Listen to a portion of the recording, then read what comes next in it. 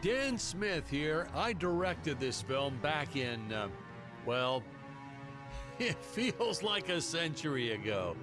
Yeah. The studio asked me to provide a commentary track for the DVD release. And wham! Straight into the action. No fluff or anything. That's what we did back then. Crash-landed ship. Out pops our hero, the fearless Dick Starspeed.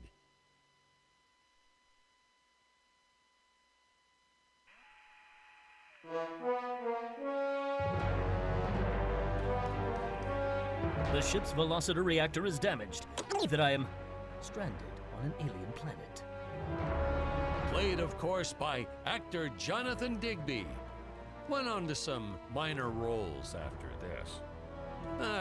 Such a shame. I thought from day one this guy's got leading man written all over his face.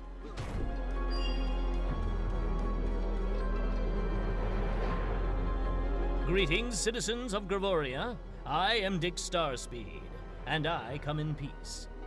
Probably shouldn't have had Dick draw his weapon when he was talking about peace. Well, maybe one day we'll go back and CG it into a sandwich or something instead. Ha! Just kidding. And this is what people pay to see. A no-name middle-aged B-list actor duking it out with stuntmen in costumes. Such stunning choreography. Now the extras in those robot suits really knew how to take a punch. Oh, literally. I told Jonathan not to hold back. Give it all to him. Kick him in the nuts and bolts. Holy smokes!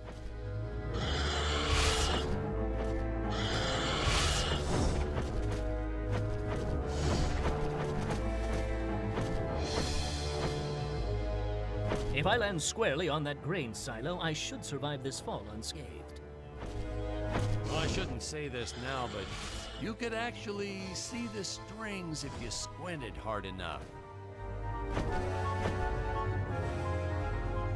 A screenwriting trick from back in the old days. You put a grain silo or some haystacks down and it solves all your gravity-related problems.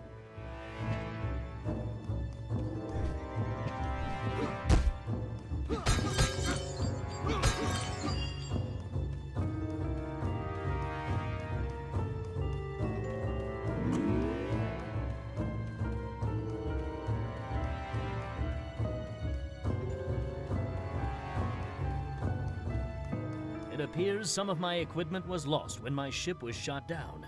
But what luck! This high-tech scanner reports that my ray gun is nearby.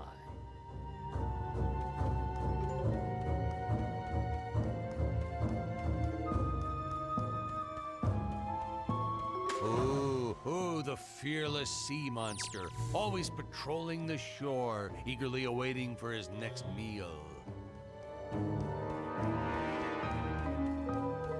Oh, the dinosaurs! You just don't see quality stop motion like this anymore, do you? Someone actually sat there and moved them, frame by frame.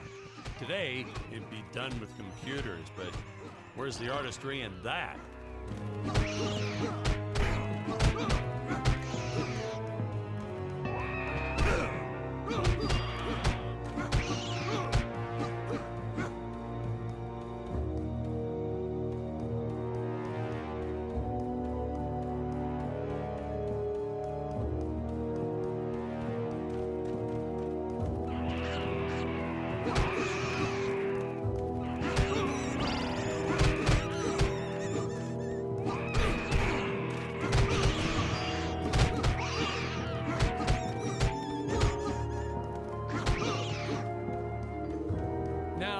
If the trees here look a little plastic, well, it's because they are.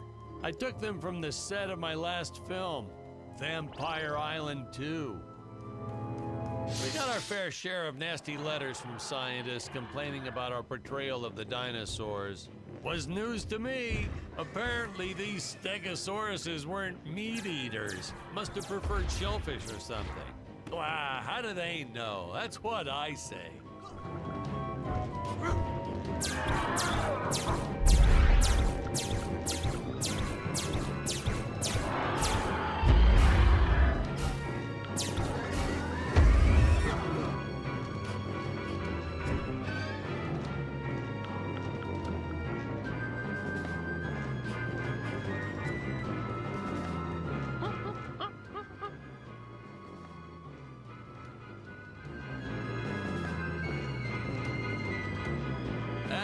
usual, the local population is defenseless. That's where our hero steps in and saves the day.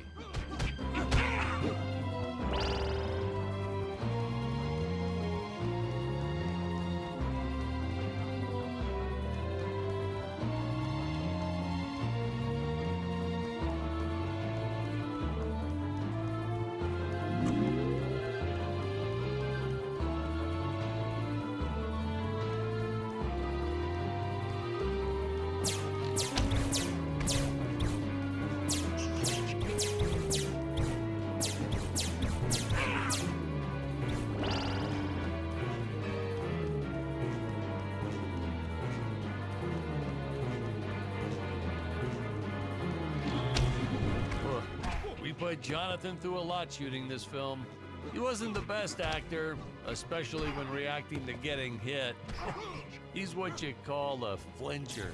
So I told the stuntman to really just go to town on him. It's the only way to get an honest performance sometimes. Our props master tried to make the weapons soft, but there's only so much you can do. Lucky for us, Dick's entire body was covered in that spacesuit. That thing was a lifesaver when it came to hiding bruises.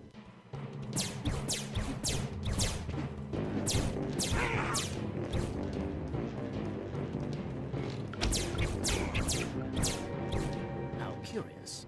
They dissolved into what appears to be gold.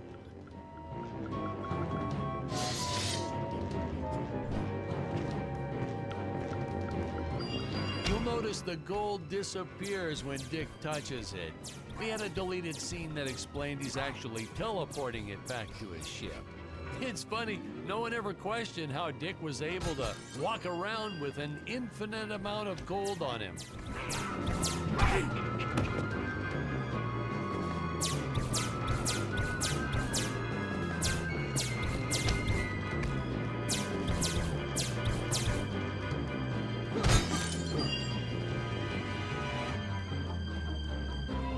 We had to redo these shots.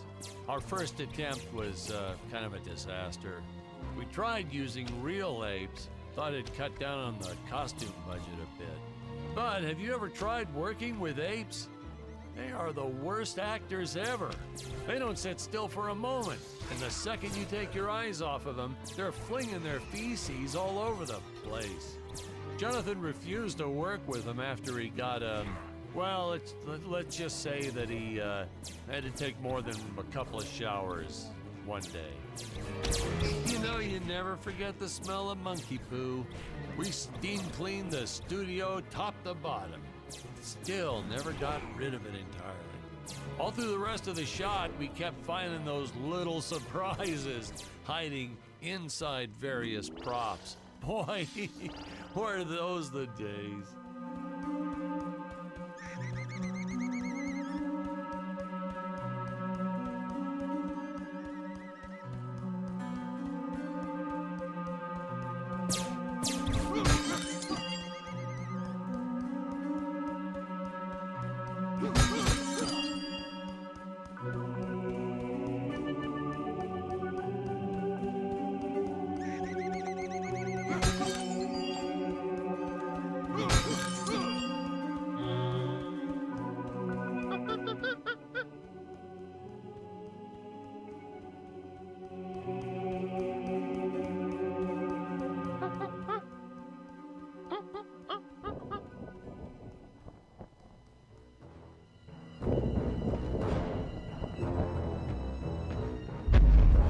Some really top-notch stop-motion effects, huh? Unfortunately, we skimped on the Dick Starspeed puppet a little. The Earthman is not for you to eat, fiend! Oh, this was groundbreaking. We had the woman rescuing the man for once. We were really ahead of our time with this scene, but well, then again, I've always been rather progressive. The studio execs didn't seem to get why it was such a big deal, though. Sorry, we don't see this as anything unusual. Ha! Of course! It's unusual. A woman would never save the man. It just doesn't happen. Not in the movies, not in real life. I don't know why we didn't get more recognition for this scene. Then I guess I was just a little too ahead of my time.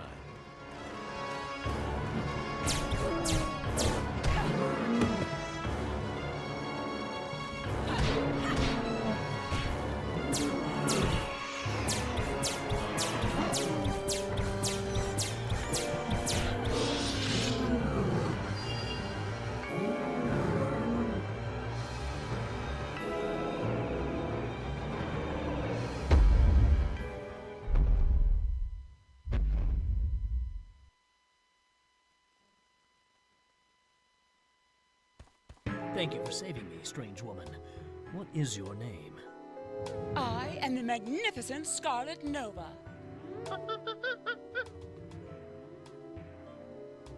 Do not question my motives. Just be happy that you are still alive. I must speak with my father at once. I shall teleport to his chambers.